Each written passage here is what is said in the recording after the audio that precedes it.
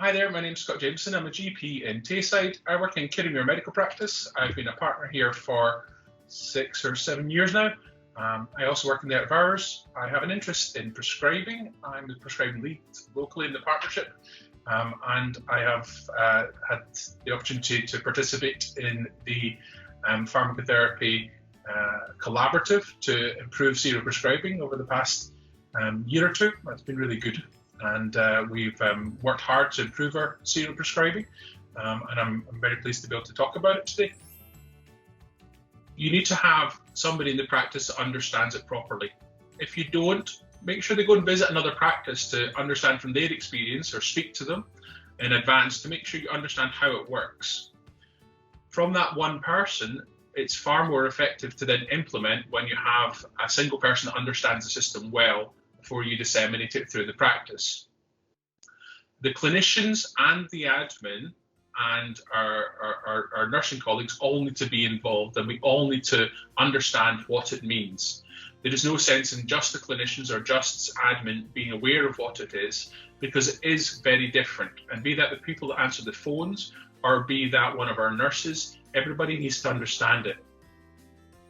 It's important when implementing to be really clear to your patients that it's happening, and that they know that it's been that they know the change has happened within their notes. And that's why a letter on the prescription really helps them understand when they've been changed over. I'd strongly recommend that they don't switch everybody over at once, and they absolutely stagger it so that they are gradually moving more and more people across in some form of system.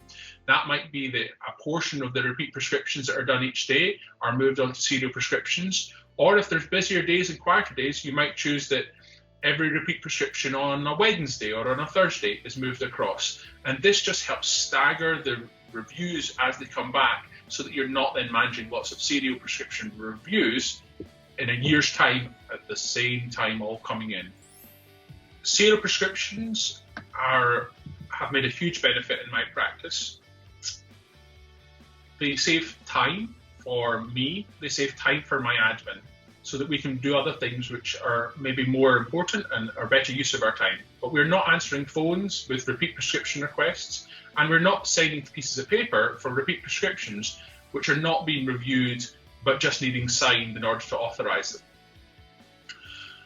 We have a far more effective form of medication review now through the workflow. So rather than print-offs or sheets of paper with names on it, we get the medication in through the workflow to say that that's a year up.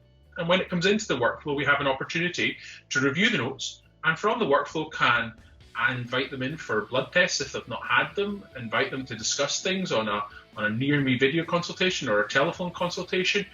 There is a mechanism by which we can easily prompt a review from the workflow that comes back in the summary at the end of the year period, or however long you authorise that for. It's extremely effective in that regard, and for those reasons, it has really changed how we do repeat prescribing in my practice. From a patient's perspective, with regards to getting their medications at the end of every 1 month or 2 month period, nothing has changed. They just go down to the pharmacy and the medication is there waiting for them. What didn't happen is them needing to have a piece of paper come from the practice up to the pharmacy to let them have that. So in many regards, the patients are not aware of any significant change in that respect. They're aware they're on serial prescriptions, and their pharmacist is more diligently monitoring how they're using their medicines in order to make sure that they're still managing to take them regularly and there's no problems or adverse effects that they're having from them. Moreover, I think more patients are probably aware of the review process at the end of the repeat prescription, because when it comes to the end of a serial prescription, we are inviting a portion in to have something reviewed, because we've noticed that maybe a medication is no longer required, or maybe we're on a medication and we're not sure why they're on it and we want to discuss it with them further.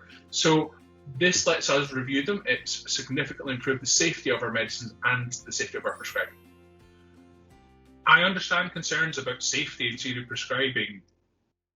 You're signing a prescription potentially that says this person is safe to get this medicine for the next 56 weeks, and they'll be issued it at 8-week intervals.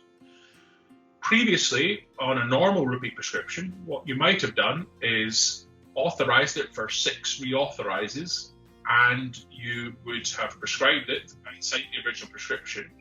And every 2 months, a large bundle of paper would have been put in front of you for which you would have signed that piece of paper, and then they would have got the next 2 months of it. When I put something onto serial prescriptions, I'm doing so thinking that it will be safe to continue this medicine for the next year, but I'm absolutely assured at the end of that period, I will be reviewing it properly. It doesn't need to be a year. For example, for painkillers or for psychotropic medications, antidepressants, antipsychotics, it's our standard practice in my practice that they are all only authorised for the 24-week period. This ensures that even if you are using a medication like a painkiller or a medicine for your mental health in the long term, that we are still proactively reviewing that at least every 6 months, even if you've been on it for a long time and you've been stable on it. We want to make sure that it's the right medicine for you, and this has also helped us keep medicines prescribed safe. I can't see any reason why serial prescriptions can't be the normal way we should be prescribing all repeat medication, where the interval and number of medications they're going to use over a fixed period is known. Be that the progesterone-only pill, some forms of HRT, medications for pain or for long-term conditions. Most of these are entirely predictable about what they'll need over the next 6 months or year period. It is our default position. I think it's safe, I think it's very effective, and I would strongly encourage practices to move across to this method of prescribing in order to make sure that their prescribing is as safe as it can be and at best uses of clinical time and administrative time that you have within a practice.